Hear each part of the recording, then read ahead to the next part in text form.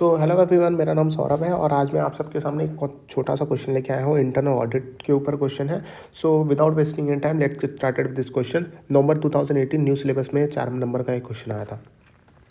The internal auditor makes an appraisal of organization structure to ensure that it is in harmony with the objective of the entity, besides checking the financial transaction and operational activities of the entity। मतलब ये बोल रहा है कि internal auditor का काम है कि वो अप्रेजल करे ऑर्गेनाइजेशन के स्ट्रक्चर को। ऑर्गेनाइजेशन स्ट्रक्चर होता है कि सीईओ होंगे, उसके नीचे बहुत सारे स्ट्रक्चर होते हैं। ऑर्गेनाइजेशन चार्ट देखा तो ताकि यहाँ पे क्या हो, ताकि यहाँ पे मेंटेन किया जाए harmony with the objective of the entity. Beside यहाँ पे जो इंटरनल ऑडिटर वो फाइनेंशियल ट्रांजेक्शन ऑपरेशनल एक्टिविटीज तो देखता ही है, तो उसके साथ साथ यहाँ पे ऑपरेशनल स्ट्रक्चर भी देखना चाहिए। तो ये आपको बताना है कि क्या ये सही है स्टेटमेंट की गलत है। So appraisal of organisation structure by internal auditor. So internal auditor यहाँ पे क्या करेगा, कंडक्ट करेगा appraisal of organisation structure. Appraisal of organisation structure यहाँ पे कंडक्ट करेगा। क्यों अप्रेजल, मतलब यहाँ पे चेकिंग करेगा यहाँ पे ऑर्गेनाइजेशन स्ट्रक्चर टू असर्टन करेगा कि weather it is harmony with the objective of the enterprise, कि जो भी ऑर्गेनाइजेशन स्ट्रक्चर है वो हार्मनी में होना चाहिए, विच इज़ इन हार्मनी, मतलब harmony with the objective of enterprise के हिसाब से चल रहा है कि नहीं, कि जो भी एंटरप्राइज की ऑब्जेक्टिव है क्या उसको मैच हो रही कि नहीं, उसके साथ में चल रहा है कि नहीं ये जो ऑर्गेनाइजेशन स्ट्रक्चर है।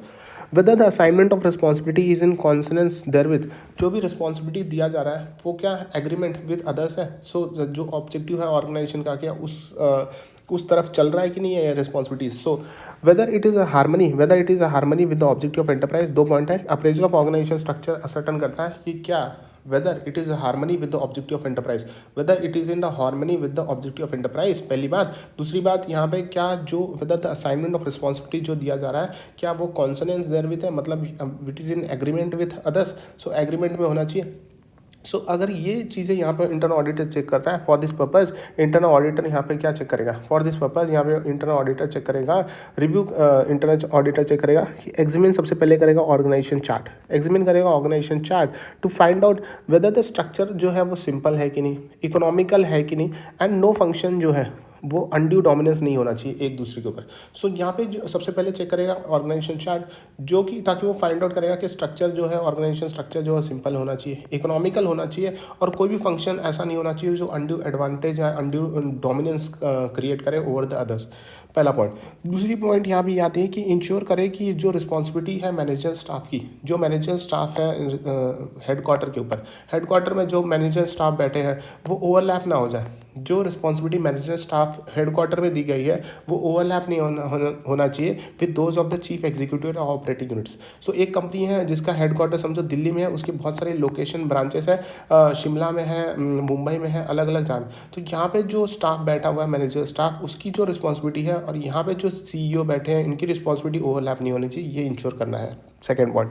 थर्ड पॉइंट आता है एग्जामिन करना है reasonableness of span of control of each executive, मतलब यहाँ पे चेक करना है कि number of subordinate that executive control, reasonableness of span of control की एक एग्जीक्यूटिव कितने अपने नीचे कितने सारे सबऑर्डिनेट्स को कंट्रोल कर रहा है, स्पैन ऑफ कंट्रोल ये चेक करना है कि बहुत सारे सबऑर्डिनेट्स को तो कंट्रोल नहीं करना पड़ रहा है, तो ये एक चेक करना है।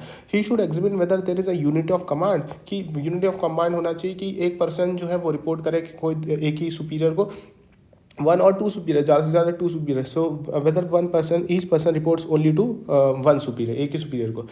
3 पॉइंट हो गए। फिर चौथा पॉइंट आता है इवेल्यूएट करो process of managerial development in organisation. Managerial development क्या है ऑर्गेनाइजेशन में, उस प्रोसेस कैसे हो रहा है, प्रोसेस ऑफ मैनेजरियल डेवलपमेंट कैसे हो रहा है ऑर्गेनाइजेशन में, क्या ट्रेनिंग प्रोवाइड किया जा रहा है, अलग अलग एक्टिविटीज़ हो रही है कि नहीं मैनेजरियल डेवलपमेंट के लिए, तो ये प्रोसेस देखना पड़ेगा।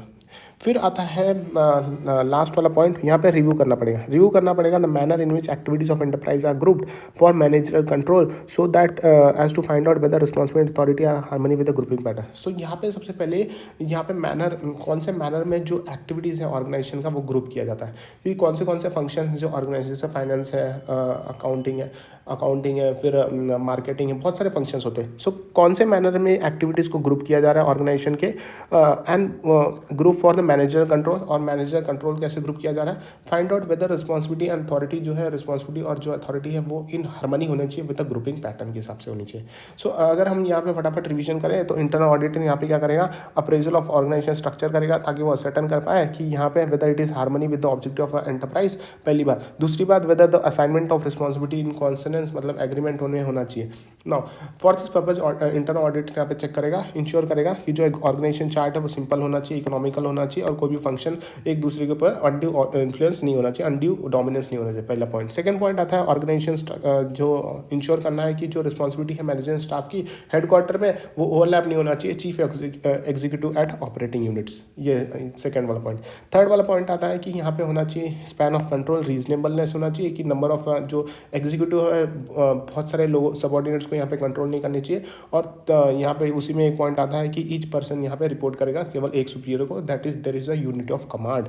और फिर फोर्थ पॉइंट आता है कि मैनेजरियल डेवलपमेंट का यहाँ पे प्रोसेस समझना पड़ेगा, इवेलुएट करो प्रोसेस ऑफ मैनेजरियल डेवलपमेंट, कैसे मैनेजरियल डेवलपमेंट हो रहा है। और लास्ट वाला पॉइंट आता है रिव्यू करो मैनर, कि कौन से मैनर में यहाँ पे जो एक्टिविटी ऑर्गेनाइजेशन का ग्रुप किया जाता है for the managerial control, and find out whether responsibility authority जो है वो इन हार्मनी होनी चाहिए विद द ग्रुपिंग पैटर्न। सो इसी के साथ ये क्वेश्चन यहीं पे खत्म होता है। Thank you so much.